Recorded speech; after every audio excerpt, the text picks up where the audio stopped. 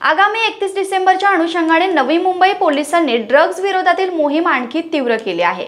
गुप्त बातमीदारांमार्फत मिळालेल्या माहितीनुसार पोलिसांनी शिरढोण येथे सापळा रचत एमडी ड्रग्ज विक्रीसाठी आलेल्या इस्माला अटक करण्यात आली आहे। त्याच्या इतर 5 साथीदारांचा देखील शोध घेऊन अटक करण्यात आली आहे।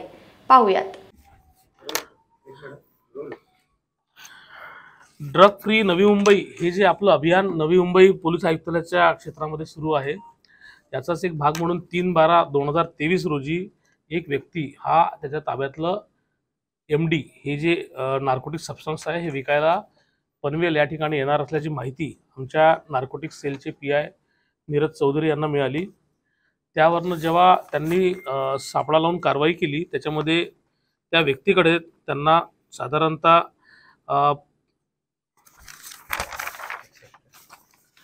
6,10,900 रुपये किमतीचा 61.9 ग्राम वजनाचा मेफॅड्रॉन हा अंमली पदार्थ मिळाला, ज्याचा गुन्हा जो आहे तो पनवेल शहर पोलीस स्टेशन या ठिकाणी दाखल करण्यात आला।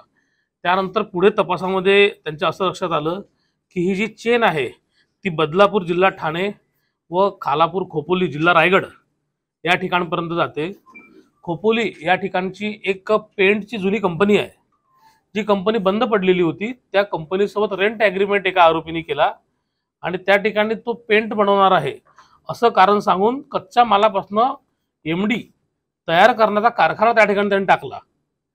त्या कारखान्यावरती नार्कोटिक सेल नवी मुंबई पोलिसांनी रेड केली। तिथून पुढची लिंक लागली खालापूर येथे एक फार्म हाऊस आहे, तो फार्म हाऊस सुद्धा आरोपींनी रेंटवरती घेतला होता।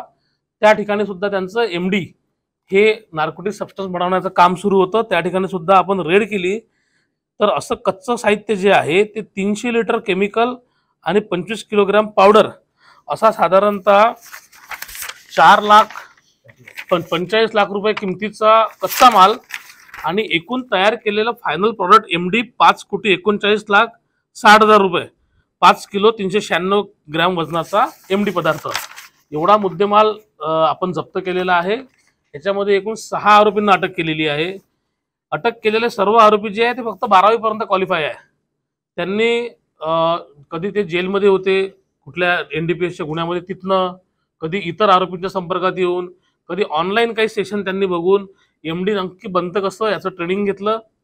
एक आरोपी जो आहे तो रेंट ॲग्रीमेंट करायचा, दुसरा आरोपी जो आहे तो त्याला कच्चा माल आणून द्यायचा, तिसरा आरोपी त्या कच्च्या मालापासून एमडीचा माल तयार करायचा, चौथा आरोपी तयार झालेला माल हा बाजारामध्ये पोचवायचा, पाचवा आरोपी तो पोचवलेला माल पुढे डिस्ट्रीब्यूट करायचा आणि 6वा आरोपी जो आहे तो कच्चा माल प्रोव्हाइड करणारा वेंडर होता। असे हे टोटल 6 आरोपी आहे, यांची मिळून चेन आहे। यामध्ये आणखी काही लोक सहभागी आहेत का किंवा अशा प्रकारचे कारखाने त्यांनी आणखी कुठे टाकलेले आहेत का याचा आपण शोध घेतोय। नागरिकांना मी असं आवाहन करतो की त्यांच्या परिसरात कुठेही नार्कोटिक सबस्टन्स जर विकण्याचा काही प्रसंग किंवा काही त्यांना निदर्शनास येत असेल तर त्यांनी इमिजिएटली नवी मुंबई पोलिसांना 112 वरती कॉन्टॅक्ट करून कळवावं। पालकांना जर त्यांच्या मुलाच्या बिहेवियरमध्ये काही चेंजेस दिसत असतील, मुलगा एकटा राहतो, रूमच्या बाहेर निघत नाही, चिडचिड करतो, डोळ्याच्या खाली ब्लॅक सर्कल्स दिसत आहेत, संगत चुकलेली आहे, असे काही जर सिम्पटम्स ऑब्जेक्शनेबल दिसत असतील त्यांनी सुद्धा आमच्यापर्यंत ती माहिती पोहोचवावी।